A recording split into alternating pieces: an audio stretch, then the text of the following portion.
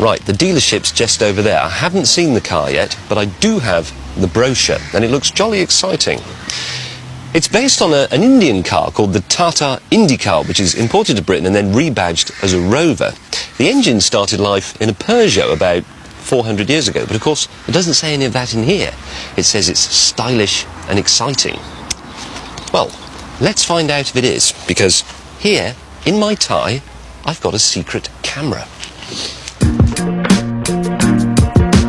My pretend girlfriend also has a secret camera hidden in a mobile phone, and we've cunningly positioned undercover camera people all round the test route. Right, we're not back in 20 minutes. Turn over to Heartbeat. Now, we can't identify the dealer for lots of boring legal reasons, but the good news is, I'm in. Hiya. The bad news is, I haven't quite got the hang of this tie camera. So this is the CityRover.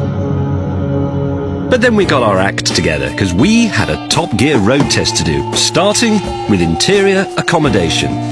That is quite good rear legroom. That is a most capacious boot. So, nice and roomy, but as for interior quality, oh dear. I also think that Rover have to acknowledge that they can't quite match their German rivals when it comes to interior quality. This does feel like a car from the early 80s. This gear knob, for example, is very, very sharp. The dealer was hovering and obviously thinking I was one of those nutters who talks to himself, but I still had to deliver my verdict on value for money. Now this is the base 1.4 litre Solo. It's £6,500, and for that you get pretty much nothing.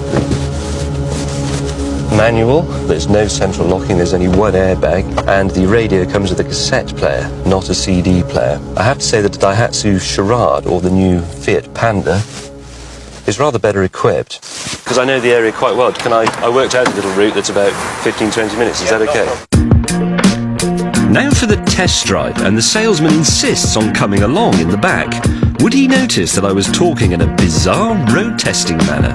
But the gear change is rather old-fashioned on this. It reminds me a bit of the Mark I Vauxhall Cavalier I had in about 1981.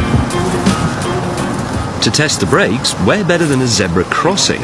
And cue the Top Gear pedestrian. Sorry.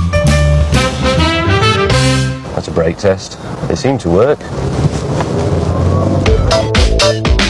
Next, ride and handling. There's no convenient twisty B road round here, so we have to improvise. Even at low speeds it rolls about badly, but what really bothers me is the ride, which, amazingly, manages to be bouncy and jarring at the same time. It's so awful that in front of the dealer I come over all polite and British. It does seem to ride quite smoothly.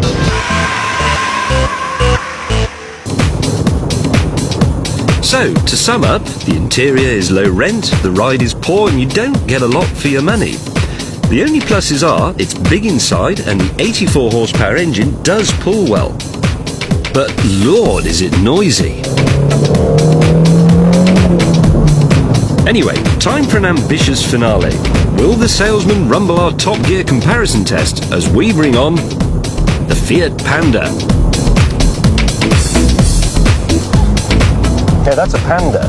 I think that is actually the basic active Panda. That's quite interesting because I think the Panda's slightly better equipped. You do get electric windows, you do get power steering as standard, you do get central locking. It's got two airbags as well because it's got one for the passenger.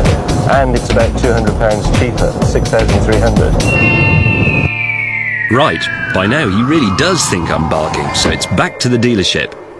And there you go, one completed road test, one unsuspecting dealer, but only one verdict. I think I like the Panda more though, if I'm really honest.